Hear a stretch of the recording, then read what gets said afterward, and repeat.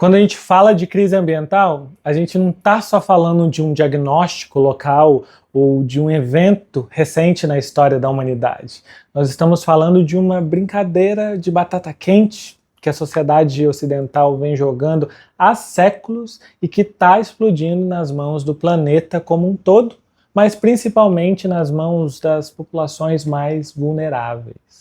E a gente tem uma grande participação e responsabilidade nisso tudo. Além de dar suporte aos já impactados e refugiados da crise climática, nós temos a chance de ajudar a parar de passar essa batata quente para as futuras gerações. Mas como é que a gente pode e como é que a gente vai fazer isso? Bom, em primeiro momento, vale a pena a gente tentar discutir e entender quais são as causas que estão por trás deste cenário. E no percurso desse vídeo eu vou discutir com vocês essa questão por uma perspectiva que não é muito lá convencional, digamos assim. Eu vou tentar mostrar que a crise ambiental também pode ser um reflexo de uma crise espiritual no mundo. E é isso, inclusive, que os povos originários e tradicionais do Brasil vêm alertando desde sempre através de suas cosmovisões. Então, para abordar esse elemento chave para o entendimento da situação ambiental em que a gente se encontra a nível mundial, eu vou te convidar a pensar comigo pelo menos 4 pontos. Primeiro, como é que o desencantamento do mundo pode ter contribuído para o estabelecimento de uma relação técnica, de uma relação utilitarista, exploratória, com o que a gente da sociedade ocidental vem chamando de recursos naturais ou de bens naturais. Em um segundo momento, a gente vai discutir como os povos tradicionais e originários estabelecem uma relação com a natureza que vai totalmente na contramão deste desencantamento do mundo promovido pela sociedade ocidental. Daí eu vou mostrar em um terceiro ponto que a espiritualidade, a religiosidade, as cosmovisões desses povos estabelecem uma relação ecologicamente encantada que impede, inclusive, com que a natureza seja convertida por eles em um instrumento de consumo, que a natureza possui uma força própria, uma força sagrada. E depois, então, a gente vai concluir que talvez não seja suficiente combater a crise ambiental apenas com medidas técnicas. Talvez seja preciso uma mudança de perspectiva relacional com o meio ambiente, que passe inclusive pela relação espiritual e simbólica que a gente deve estabelecer com o meio. Ou seja, como nos avisam e como nos ensinam os povos tradicionais, reencantar o mundo pode ser fundamental para o encaminhamento das mudanças climáticas nas próximas décadas. Eu sou Paulo Henrique Lopes, eu sou doutor em Ciência da Religião pela Universidade Federal de Juiz de Fora, mas também sou biólogo pela Universidade de São Paulo. Eu sou idealizador do Numinário, que é um projeto maravilhoso de reencantamento do mundo, que inclusive já é um dos maiores projetos no Brasil que trazem essa proposta de discutir a religião a partir de uma abordagem não confessional, de uma abordagem imparcial pela ciência da religião e, é claro, sempre, sem perder a ternura. No Instagram a gente é mais de 100 mil pessoas, no @opensador.ph, e a proposta do canal, do Numinário, aqui no YouTube, é trazer conteúdos mais, digamos, robustos, para quem deseja se aprofundar mais nos assuntos que eu levanto lá no Instagram e que quer qualificar a discussão um pouco mais sobre religião. Então, assim, já se inscreve no canal, já recomenda, já curte o vídeo para que ele chegue e alcance mais pessoas. E, é claro, eu quero ler as suas reflexões nos comentários para que eu possa saber como essa discussão te toca ou como ela não te toca. As ciências biológicas, elas estão há muito tempo monitorando, elaborando laudos científicos sobre o aquecimento global e suas consequências catastróficas para a vida do planeta, e sobretudo elas estão propondo planos de ação para a conservação e para a preservação dos ecossistemas. A própria catástrofe que a gente está vendo no Rio Grande do Sul e que hoje, infelizmente, já soma mais de 1 milhão de pessoas afetadas.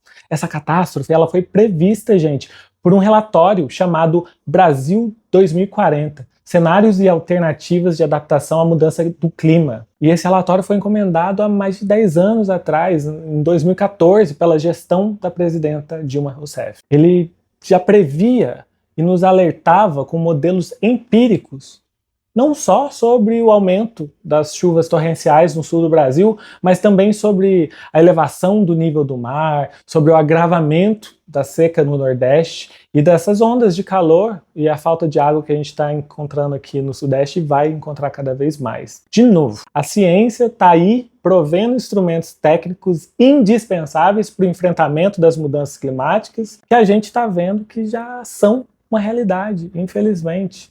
Então, assim, pelo menos os cientistas e os governantes, eles não podem dizer que estão surpreendidos com toda a tragédia que está acontecendo. Porque, ora, se a gente tem instrumentos científicos, se a gente tem tecnologia, se a gente tem dinheiro e organização governamental para lidar não só com os efeitos da mudança climática, mas sobretudo com as suas causas, por que, então, que a crise ambiental ainda continua sendo uma realidade e tem se agravado cada dia mais? Enquanto cientista da religião, eu não posso deixar de adicionar uma variável que eu julgo fundamental em toda essa equação. Essa variável é a seguinte: o desencantamento do mundo pode ser um dos motivos que tem contribuído substancialmente para a falta de comprometimento dos envolvidos e também pela pouca efetividade das ações de mitigação propostas. Porque se as ações de redução do aquecimento climático estivessem sendo seguidas e aplicadas, isso já ia ser de bom tamanho e resolveria muita coisa, né? Mas a gente sabe que não é isso que vem acontecendo. Então, o que a gente precisa perguntar? Por que todas as ações não têm encontrado adesão e respaldo dos níveis da sociedade ocidental? Pode ser que essas medidas estejam tentando remediar o problema com o próprio veneno que tem causado o problema, entende? Pode ser que essas medidas estejam operando através de uma mesma lógica de relação com o meio ambiente que tem ajudado, inclusive, a gerar toda essa crise ambiental.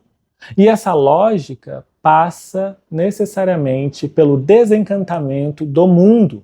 Ou seja, a crise ambiental pode ter se agravado e chegado na situação que está na medida em que a natureza foi perdendo seu teor sagrado para nós, da sociedade ocidental moderna.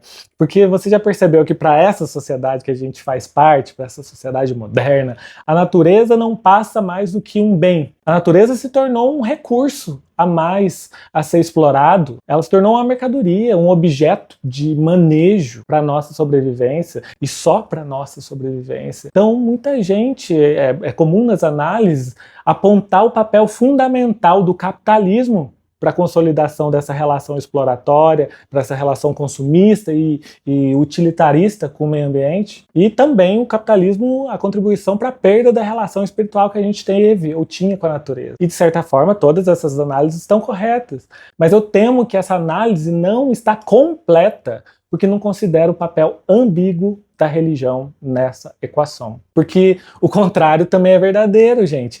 Na medida em que a natureza foi deixando de ser sagrada, isso foi nos dando licença para convertê-la em um bem de consumo, em um bem de exploração, para a gente fazer um uso indiscriminado dela, entende? Então o que está por trás disso tudo é a objetificação disso que a sociedade ocidental chamou de natureza. E é essa relação que o sociólogo Max Weber vai analisar no seu livro A Ética Protestante e o Espírito do Capitalismo. Nesse livro, o Max Weber vai tentar entender como é que o que ele chama de desencantamento do mundo implica para uma guinada do espírito capitalista e, por outro lado, como é que o capitalismo reforça o desencantamento do mundo nessa bola de neve que vai se retroalimentando e só crescendo ainda mais. E é por isso que eu falei que a religião tem um papel ambíguo nessa equação, porque Weber vai dizer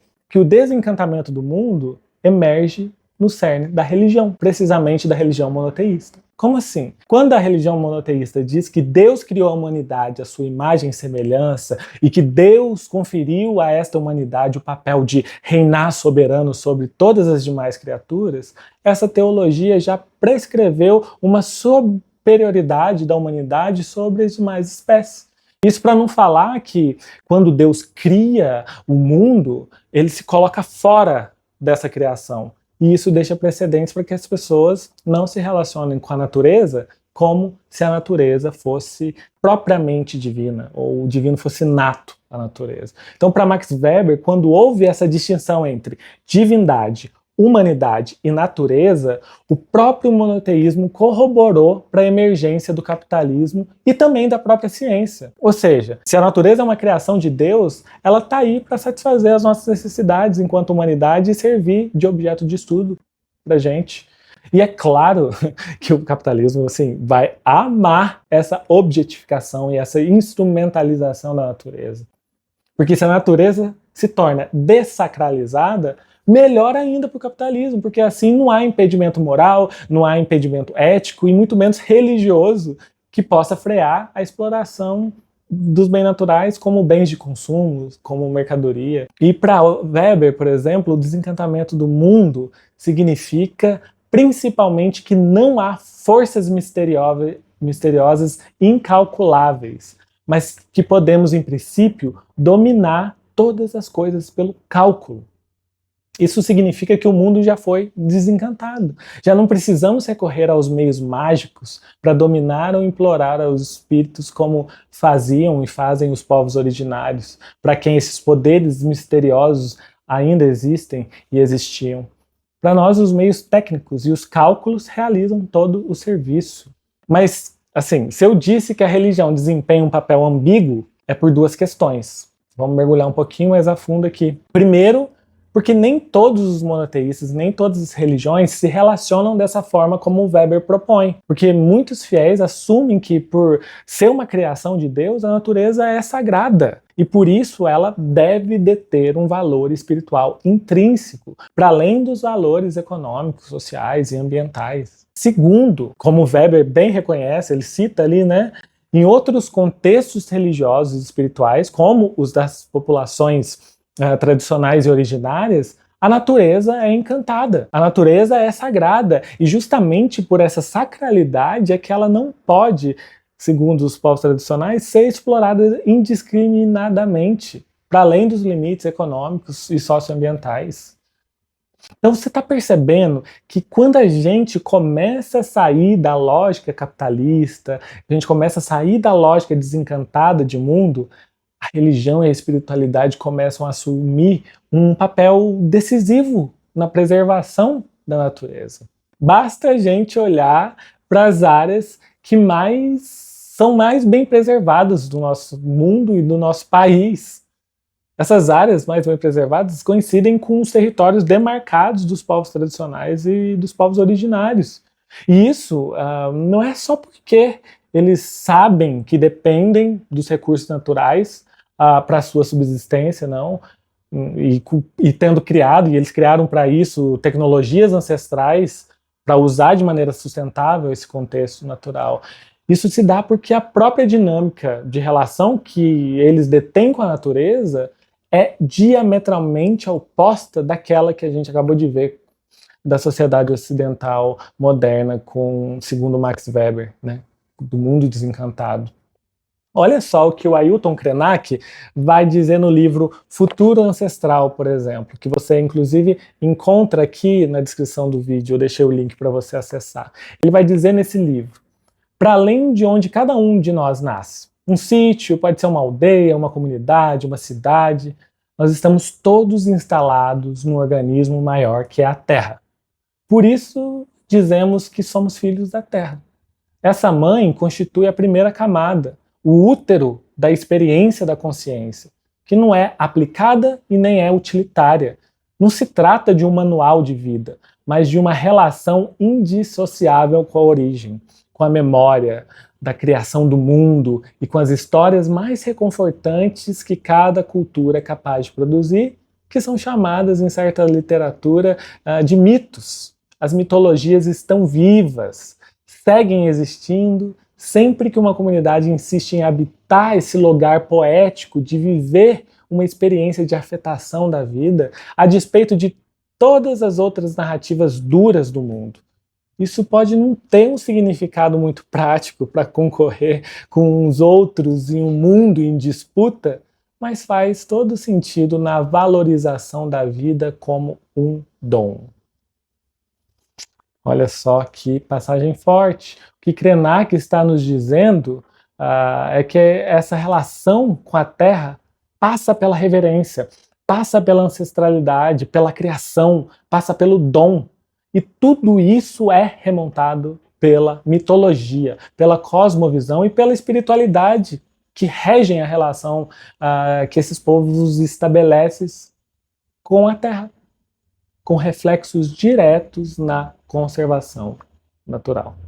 Porque a lógica ali é totalmente outra e é extremamente relevante para o contexto de crise ambiental que a gente se encontra. O que os brancos, ou nós, da sociedade ocidental moderna, chamamos de natureza e é desencantada em oposição à nossa humanidade que é soberana, na verdade, para eles, é totalmente encantada. A natureza detém subjetividade. A natureza é repleta de humanidades. E é mais ou menos isso que Viveiros de Castro vai chamar de perspectivismo no seu livro Metafísicas Canibais, em oposição justamente a esse modelo de relação capitalista com a natureza que a gente tem. Segundo o perspectivismo dos povos ameríndios, não existe essa cisão entre cultura e natureza. A natureza, ela tem cultura e a cultura tem natureza, no sentido de que tudo é encantado, tudo possui subjetividade, tudo possui uma vontade, uma alma, a depender dos jogos de relações que os seres estabelecem entre si, entendem? Ou seja, ele dá um exemplo aqui, um jaguar, quando me olha, ele me converte em um porco do mato, porque eu sou sua presa, mas quando ele olha para outro jaguar, ele vê o outro jaguar como uma humanidade, como um humano. Então as humanidades encantam todos os seres da floresta e estão a todo momento em negociação. Quando um jaguar me vê como presa, então, ele me destitui da minha humanidade. Daí é por isso que o Viveiros de Castro vai chamar de metafísicas canibais, né? E este modelo teórico, ele é bem complexo e a gente pode até pensar em um percurso só para explorar essa questão e esse livro. E aí, o que vocês acham? Me contem aí nos comentários se vocês animam. Mas aqui nesse vídeo, ele é importante para que a gente entenda que para a perspectiva de muitos povos originários e para muitos povos tradicionais, uma árvore nunca é só um pedaço de madeira ou uma reserva de oxigênio. Uma pedra não é só um tijolo ou uma moeda de troca. Um rio nunca é só uma água para tomar banho ou para gerar energia. Um sonho nunca é só uma atividade que a gente tem durante a noite. Tudo detém uma certa sacralidade, porque tudo detém uma certa subjetividade. A árvore é um sujeito, a pedra é um sujeito, o rio, os sonhos, tudo são sujeitos e não meros objetos como são pra gente. Não é somente nós humanos, inclusive, que somos humanos. Ali tudo é dotado de uma humanidade e subjetividade em potencial. Tudo é encantado. Então, neste modelo de relação com o mundo, cortar, explorar, vender árvore, pedra, rio, sonhos, pode constituir uma falta tão grave quanto um homicídio é para a gente. E mesmo quando esses elementos são usados pelos povos tradicionais, e é óbvio que eles usam esse recurso, né, gente? Mas isso nunca é feito sem uma ritualização prévia, sem uma reverência, sem um respeito, sem eles pedirem permissão para um fim determinado que vai para além da mera fruição da acumulação de riquezas, entendem? É nesse sentido que a crise ambiental gestada por nós aqui na sociedade ocidental moderna, é nesse sentido que essa crise se anuncia como uma crise espiritual também, porque o nosso mundo foi e está desencantado, e por estar desencantado, isso permite com que estabeleçamos com seres uma relação mediada pela pura objetividade, pela instrumentalização, pela técnica que legitimam a exploração desenfreada do mundo. Tanto é que os próprios povos originários e tradicionais estão nos alertando sobre o beco sem saída em que estamos nos metendo a todos com este desencantamento do mundo. Tanto é que no livro monumental chamado A Queda do Céu, monumental em todos os sentidos, né? Que eu recomendo inclusive para todo mundo, o xamã Davi Kopenawa e o antropólogo Bruce Albert, eles apresentam uma profecia Yanomami ao povo da mercadoria, que é como eles denominam nós, os brancos, a sociedade moderna ocidental. Segundo os Yanomami, o mundo foi criado por Omama, e ele é encantado pelos espíritos Chapiri, que inclusive guardam toda a sabedoria ancestral e divina. Eles sustentam toda a existência. E isso literalmente falando, porque para os Yanomami são os espíritos Chapiri que sustentam literalmente o céu, que impedem com que o céu caia sobre as nossas cabeças. Então, os xamãs Yanomami e todos os demais indígenas trabalham junto desses espíritos Chapiri para que eles continuem encantando o mundo e sustentando o céu com as suas danças nas florestas. Mas o problema é que com o que a gente está chamando aqui de desencantamento do mundo, os brancos têm ignorado a importância das relações espirituais, simbólicas, sagradas para a manutenção da existência mesma. E olha só o que o Davi Copenaua diz sobre isso. Ele vai dizer o seguinte: nos primeiros tempos, os brancos viviam como nós na floresta, e seus ancestrais eram pouco numerosos. Omama transmitiu também a eles suas palavras, mas os brancos não o escutaram. Pensaram que eram mentiras e puseram-se a procurar minerais e petróleos por toda parte. Todas essas coisas perigosas que Omama quisera ocultar sob a terra e a água porque o seu calor é perigoso. Mas os brancos as encontraram e pensaram fazer com elas ferramentas, pensaram fazer máquinas, carros, aviões, e eles se tornaram eufóricos e disseram: nós somos os únicos a ser tão engenhosos, nós sabemos realmente fabricar as mercadorias e as máquinas. Foi nesse momento que eles perderam realmente toda a sabedoria.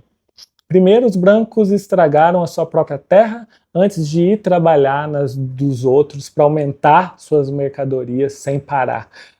E nunca eles se perguntaram: e se destruirmos a terra, será que seremos capazes de recriar uma outra?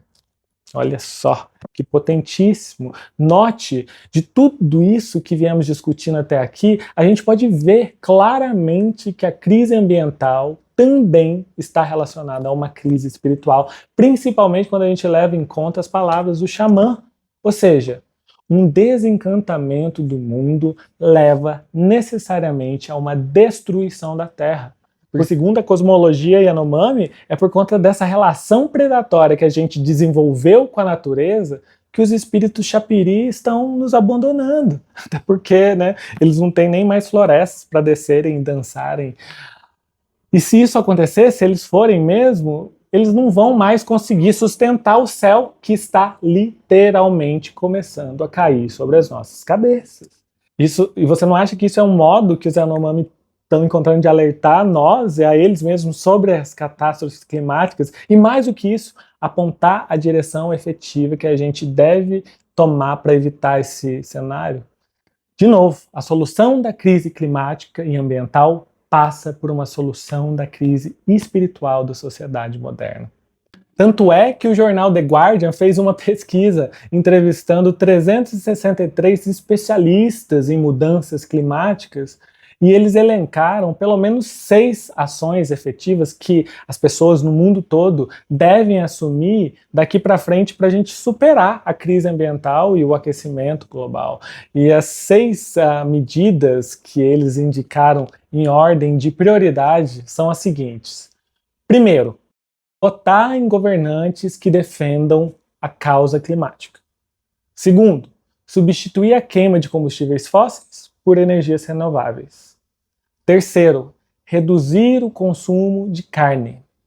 Quarto, reduzir o consumo com a climatização de ambientes, com aquecedores internos e ar-condicionado, sabe? Quinto, participar de protestos, participar de projetos e movimentos ambientais. E sexto, ter menos filhos. Bom, com certeza, estas são medidas importantíssimas, são medidas imprescindíveis enquanto ações imediatas que a gente deve e pode fazer. Esse vídeo aqui não corrobora um negacionismo científico, até porque eu sou cientista também. Mas note, todas essas ações elencadas, por exemplo, são uma resposta técnica para a solução de um problema que emerge pela relação técnica que estabelecemos com o mundo, com a perspectiva majoritariamente técnica de futuro. Ou seja, a lógica ocidental diz: reduza o seu consumo de carne vermelha para que as futuras gerações ainda possam ter a chance de consumir carne vermelha. A sociedade ocidental diz: reduza o seu consumo de combustível fóssil para que as futuras gerações possam ter a chance de se locomoverem sobre a Terra com combustíveis fósseis. Reduza, inclusive, a sociedade ocidental vai dizer, reduza, inclusive, o seu número de filhos para que ainda exista um planeta com a condição para que todos tenham ao menos um filho. Então, assim, gente, a conta não fecha porque essas medidas, ainda que importantíssimas, são meros imperativos técnicos, ou seja, elas não promovem e não nos convocam a uma ressignificação da própria relação desencantada que gerou, inclusive, o problema que elas tentam sanar com a mesma medida. Entendem? O que os povos originários estão nos apontando e que nenhum especialista entrevistado ali pelo The Guardian assumiu como sendo imprescindível dentre as medidas que também são imprescindíveis, é que não basta nós apenas mitigarmos os danos que nossa relação desencantada com o mundo tem provocado ao longo da história. O que nós precisamos fazer é operar uma revolução na relação desencantada que a sociedade tem desenvolvido e veio desenvolvendo com o mundo. E esta é a minha proposta e minha contribuição enquanto biólogo e doutor em ciência da religião para o assunto. É também apontar para que uma outra ação seja incluída neste rol de ações imprescindíveis para o encaminhamento da crise climática e ambiental, que é a seguinte: precisamos encaminhar essa crise espiritual em que nos metemos. Essa crise espiritual que baseia todo o modelo capitalista de exploração do mundo. A gente precisa fazer isso para que seja, ao menos possível, uma requalificação da nossa relação com o mundo para além do modelo de exploração, do modelo técnico objetivo. Ou seja, reduzir o consumo de carne também porque os animais detêm uma subjetividade que instaura toda uma bioética para o seu abate indiscriminado. A gente precisa reduzir o gasto de combustível fóssil porque o petróleo tem uma dinâmica própria que deve ser escutada e respeitada, e assim por diante. Eu tô falando para todo mundo se converter, ou eu tô falando para gente se apropriar das cosmologias dos povos originários e tradicionais a partir de agora? Não estou falando isso. Mas para começo de conversa, a sociedade moderna, eu e você, nós podemos começar a escutar o que eles têm a dizer e a nos ensinar com a relação de encantamento que eles estabelecem, ainda mantêm com o mundo e que tem se mostrado tão sustentável por milênios. Talvez a partir daí a gente pode considerar a começar a ressignificar a nossa relação desencantada com o mundo. No sentido de, começar a questionar essa dicotomia cultura e natureza, entre humanidade e não humanidade, entre sujeito e objeto, que tem convertido tudo ao nosso redor em instrumento, em mercadoria ou em recurso a ser manejado, a ser explorado, a ser meramente conservado lá, deixado no seu canto. A gente pode começar também a empreender um esforço para enxergarmos, para a gente voltar a enxergar o mundo como sendo um mundo encantado. Ou seja, começar a considerar as coisas como detentoras de subjetividade, ou detentoras de alma, de vontade, ou como é que você queira nomear. As coisas falam, e os nossos antepassados, as gerações anteriores estão aí para dizer isso. E enfim, a gente precisa entender que por conta de o mundo estar e ser desencantado, ou seja, por poder ser um mundo regido por forças que lhe são inerentes, as nossas ações devem estar diante do entendimento racional e técnico, mas também na ordem do respeito dessas forças que não são apenas mecânicas, são forças vivas, dotadas de perspectiva própria, e por isso nos coloca em relação, por isso encantadas. Porque se todos esses povos originários e tradicionais estiverem certos, e tudo aponta para que eles estejam mesmo certos, a crise climática e ambiental é um reflexo direto da crise nossa espiritual, que a sociedade moderna ocidental instaurou para si mesma e para todo mundo ao seu redor.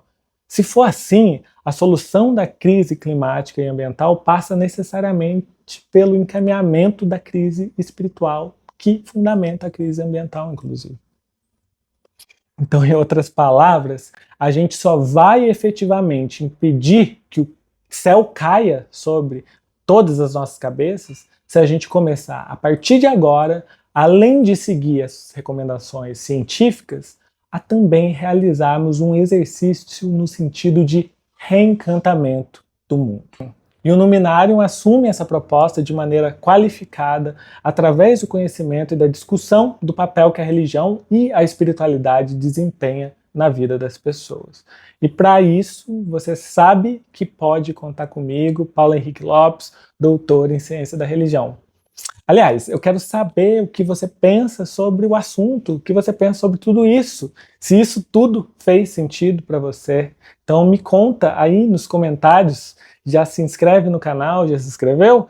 E assim, compartilha esse vídeo para convidar mais pessoas para essa discussão que eu julgo ser tão importante e espero que tenha te tocado também. As referências que eu utilizei ao longo do vídeo estão na descrição aqui, e eu deixei também os links para caso você queira adquirir algum livro e se aprofundar ainda mais no debate, que não termina aqui. A gente vai continuar.